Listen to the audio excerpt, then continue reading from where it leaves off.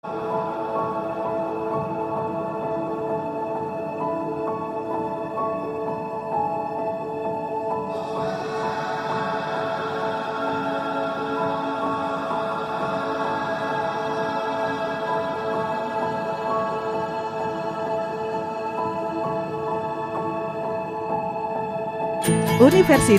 Maijen Sungkono yang terletak di Jalan Irian Jaya, nomor 4 Kranggan, Kota Mojokerto. Adapun visi misi dan tujuan universitas sesuai dengan pola ilmiah pokok, yaitu ilmu.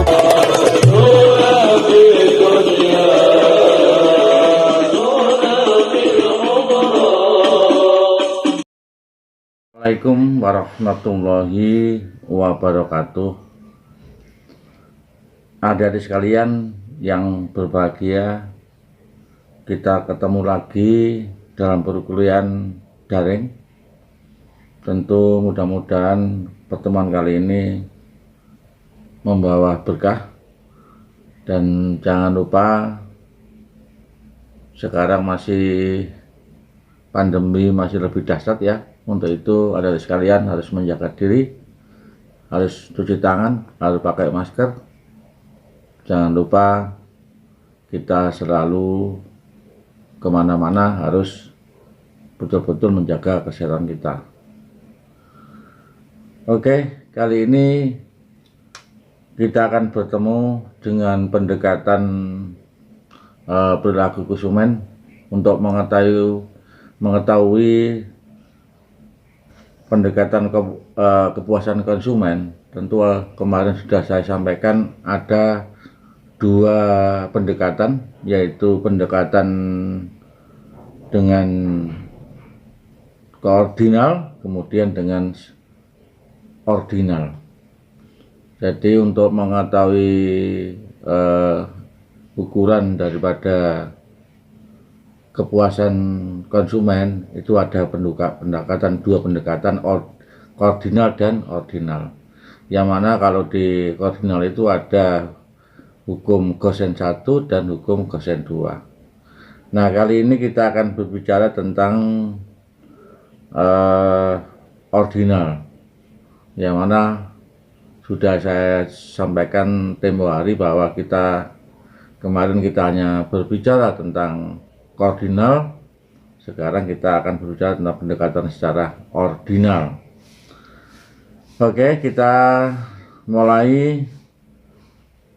Coba kita bandingkan dulu antara koordinal dan ordinal. Jadi ada perbedaan, sehingga sebelum saya akan melanjutkan kita sudah tahu perbedaan, karena koordinal sudah saya sampaikan bahwa perbedaan pendekatan kardinal dan ordinal itu, kalau pendekatan kardinal itu tingkat kepuasan dapat diukur dengan satuan ukur bilangan angka tertentu ya. Ini kalau kardinal. Kemudian kalau pendekatan secara ordinal itu tingkat kepuasan konsumen tidak dapat diukur dengan satuan ukur, tetapi hanya bisa diperbandingkan. Nah, ini kedua-duanya ini, kalau kardinal bisa diukur bilangan angka tertentu, tetapi kalau ordinal tidak bisa diukur dengan satuan ukur, tetapi hanya bisa dibandingkan antara kombinasi barang ya. Kemudian kalau pendekatan yang kedua, pendekatan kardinal, itu menggunakan analisis konsep total utilitas atau marginal utilitas ya. Tetapi kalau pendekatan secara ordinal hanya menggunakan analisis kurva indiferensi yang mengukur tingkat preferensi konsumen. Jadi nanti kita akan membuat sebuah kurva indiferensi hanya yang untuk mengukur tingkat preferensi daripada konsumen ya. Ini adalah perbedaannya. Sekali lagi, Perbedaannya ini nanti harus kamu pahami ya, paling tidak di resume ini harus ada. Pendekatan kardinal dan pendekatan ordinal. Jadi ketika kita tahu bedanya di dalam mengerjakan sesuatu, itu lebih mudah. Jadi yang penting kamu mengerti perbedaan. Sudah tahu perbedaan aja sudah, nanti kamu mudah. Oke, kemudian kita coba untuk menyampaikan pendekatan ordinal. Jadi secara teorinya begini. Pendekatan ordinal ini menyatakan bahwa utilitas atau kepuasan tidak dapat dihitung ya, melainkan hanya dapat dibandingkan. Jadi menurut teori ini yang berlaku adalah apakah seseorang konsumen lebih menyukai kombinasi barang tertentu daripada kombinasi barang yang lain. Nah, kita harus kita pahami kalau kita berbicara tentang kombinasi, berarti di sini adalah macam-macam barang, kombinasi macam-macam barang antara yang satu dengan yang lain. Nanti kita dapat diukur melalui kurva interferensi. Nah, pendekatan ini atau dengan kata lain, pendekatan ini lebih memberikan penekanan pada preferensi dengan membuat peringkat-peringkat atau urutan-urutan kombinasi barang yang dikonsumsi. Ya, jadi kalau dimaksud barang dikonsumsi ini barang yang disukai atau tidak harus itu berupa makanan. Jadi maksudnya barang yang disukai ya, yang disukai. Kemudian kita akan berbicara tentang pendekatan ordinal dengan mempergunakan kurva interferensi ya. Nah, ini kan kita harus mengetahui dulu tabel-tabel ya, tabel-tabel kurva yang menunjukkan berbagai titik kombinasi dua barang yang memberikan kepuasan yang sama. Nah, di sini kita akan membicarakan tentang kurva ya, kurva interferensi yang menunjukkan berbagai titik kombinasi dua barang yang memberikan kepuasan yang sama. Jadi ketika kita harus bisa pendekatannya itu secara tabel ya nanti. Jadi contohnya gini. Kita coba diketahui ya, ini Pak Arif ya mempunyai sejumlah uang. Untuk berikut ini memberikan kombinasi barang yang mungkin dibeli oleh Pak Arif. Jadi Pak Arif ini punya uang, diketahui, jadi punya uang, tetapi uangnya itu cukup untuk membeli ya 20 gelas dan 4 panci ya. Jadi uangnya Pak Arif hanya cukup untuk membeli 20 gelas dan 4 panci. B ya, B, apabila Pak Arif itu hanya membeli 10 panci, maka membeli 10 gelas, maka Pak Arif bisa menaikkan membeli 8 panci ya. Kemudian kalau C, kalau Pak Arif uangnya Pak Arif dibelikan gelas 8, maka bisa cukup membeli 10 panci. Apabila D, gelas itu 5 untuk beli panci 5, maka untuk beli gelas 5, maka untuk beli panci 16. Dan E, apabila beli gelas 4, maka beli panci 20. Jadi uangnya Pak Arif ini gini, maksudnya gini, nanti bisa ukurannya begini. Uangnya Pak Arif itu cuma hanya mampu untuk beli 20 gelas dan 4 panci. Tetapi apabila Pak Arif menyukai kombinasi barang panci, maka harus mengurangi gelas. Jadi kalau misalkan gini, kalau kita yang paling mudah ya, kalau kita punya uang itu katakan 50.000 ya. Kalau kita beli bakso itu kalau harga 10.000 ya, 10.000 ya, bakso harga 10.000. Nah, es itu harganya 5.000. Otomatis kan kalau kita beli bakso itu 4 sudah 40.000. Berarti esnya dapat 2 gelas. Baksonya dapat 4 mangkok. Nah, apabila kita kepingin beli es itu lebih besar, jumlahnya dibesarkan, maka berarti harus mengurangi beli bakso. Itu artinya jadi uang itu dibagi mana kombinasi apa yang diinginkan untuk membeli dengan uang 50.000 tadi. Kalau ingin beli es banyak, mari baksonya harus dikurangi. Itu ya, itu maksudnya tabel ini. Kemudian kalau kita gambarkan dalam pendekatan ordinal secara kurva, begini ya. Nah, kurva indiferensi itu kurva yang menunjukkan berbagai titik kombinasi dua barang yang memberikan kepuasan yang sama. Artinya kita pulang membawa barang itu sudah puas berdasarkan sesuai dengan hitungan kita. Jadi kita sudah atak-atik, misalkan tadi saya sampaikan seperti itu. Kalau kita punya uang terbatas, nah kenapa terbatas? Karena itulah ekonomi. Jadi kemarin saya sampaikan bahwa ekonomi itu adalah konsumen itu mengatur sebuah kebutuhan manusia.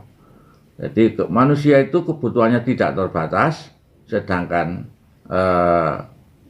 sumber dayanya terbatas, artinya pendapatannya terbatas. Sehingga ketika membeli sesuatu harus kita pikir masa-masa agar kita sama-sama puas. Seperti tadi pendekatan secara ordinal, bagaimana kita punya uang 50.000 tapi kita pulang itu sudah puas. Itu loh, karena harus kita atak-atik atau kita atur agar jumlah uang tersebut membawa kepuasan kita. Kalau kita membeli barang kombinasi 2 barang, ya seperti tadi ada. Kalau kita membeli 3 barang, ya kita atur bagaimana ketiga-tiganya itu bisa kita beli, tetapi dengan skala kita puas, itu ya. Nah, lihat ini kurva daripada indiferensi. Nah, ketika kombinasi A, ya tadi ini contoh yang tadi tentang gelas dan panci. Ini adalah garis lurus ke atas, ya garis lurus ke atas, perhatikan baik-baik. Itu adalah kuantitas gelas. Kemudian garis yang bawah datar, itu adalah kuantitas panci. Nah, coba angka 20 lihat A. Apabila A, kita membeli gelas 20, maka kita tinggi kan? Tinggi sekali. Itu ya, garis ke atas, tinggi. Kemudian beli panci cuma 4. Dekat, ya dekat dengan titik 0. Semakin tinggi angka pembelian, maka semakin jauh dari titik 0. Nah, kemudian yang B, nah, coba kita hanya membeli 10 gelas, maka dapat 8 panci, sehingga ini mulai agak untuk kuantitas gelas itu menurun, kuantitas panci agak menjauh dari titik 0. Coba perhatikan pelan-pelan ya.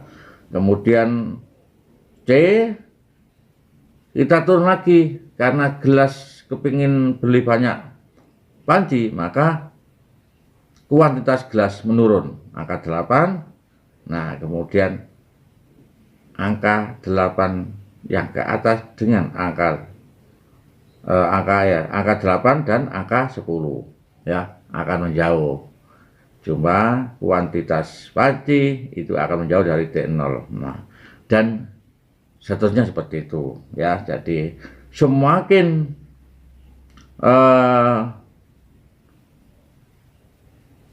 tinggi permintaan, semakin tinggi jumlah yang dibeli, maka semakin jauh dari angka 0, dan begitu sebaliknya akan yang satunya akan dekat dengan angka 0 karena kita harus membagi keuangan tersebut. Nah, kita harus perhatikan pendekatan ordinal dengan ciri-ciri kurva sebagai berikut.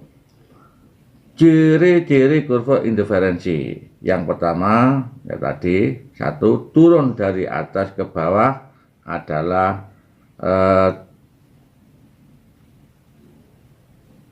kuantitas gelas. kuantitas di sini adalah jumlah. Kemudian cirinya yang kedua adalah cembung ke arah titik nol. Artinya untuk angka 20 dan angka 20 angka 20 dengan angka 20, yang angka 20 adalah kuantitas gelas dan kuantitas panci itu adalah akan membentuk cembung dari titik nol yang paling pojok itu. Kemudian kurva interferensi tidak saling berpotongan. Nah, tidak saling berpotong, tidak akan bertabrakan ya, karena itu adalah ciri-ciri daripada kurva interferensi. Kemudian jika kombinasi konsumsi suatu barang semakin banyak, ini tadi saya sampaikan, semakin banyak, kepuasan yang diperoleh akan semakin tinggi. Semakin banyak yang dibeli itu ya jumlahnya, berarti kita semakin tinggi kepuasan dengan barang yang kita pilih yang jumlah banyak. Ya, jadi kalau misalkan ini tadi beli panci 20, berarti kita memang suka beli panci yang 20 itu, puas dengan panci ya, atau dengan gelas ya yang 20 itu. Kemudian yang 4 berarti panci dapat mungkin tidak seberapa dibutuhkan sehingga harus kita beli gelas yang banyak. Nah, berarti itulah yang dimaksud di dalam kepuasan konsumen. Kita ukur dengan pendekatan secara ordinal. Nah, hadirin sekalian, kita harus tetap seperti biasa ya, membuat resume ya, tetapi nanti paling tidak di dalam resume itu ada pendekatan ya, perbedaan antara pendekatan secara ordinal kemudian pendekatan secara ordinal. Nah, tolong itu semacam kuis ya, dibedakan. Kamu dalam masuk resume harus dimasukkan, dan itu sebagai apa harus saya sampaikan begini. Ketika kamu mengerjakan sesuatu dengan apa? Saya tekankan seperti ini, itu akan mengakibatkan sebuah daya ingat yang luar biasa. Jadi ketika kamu membuat konsep ya, resume, maka setiap konsep yang kamu buat itu akan ingat, daya ingat. Beda dengan copy paste teman ya. Kalau copy paste teman itu tidak ingat apa-apa, kita hanya tidak mempelajari. Tetapi kalau kamu itu menulis sebuah konsep resume, kemudian kamu ketik ya, maka daya ingat itu luar biasa ya, artinya bisa lebih dari 10 kali daya ingat daripada kamu tidak pakai konsep, langsung ketik. Apalagi kamu copy paste teman, maka itu daya ingatnya itu hanya 1% ya. Jadi begitu kamu setelah itu kamu sudah lupa. Tapi ini kalau kamu konsep dengan secara manual, dengan tulis kemudian kamu ketik, maka daya ingat itu sama lebih dari 10 kali. Saya kira itu adik sekalian yang dapat saya sampaikan. Mudah-mudahan pandemi segera sirna, kita bisa ketemu secara tatap muka di kampus, karena saya mengajar kamu 1 tahun ini, kamu belum mengenal kamu secara tatap muka. Terima kasih. Saya akhiri, wassalamualaikum warahmatullahi wabarakatuh.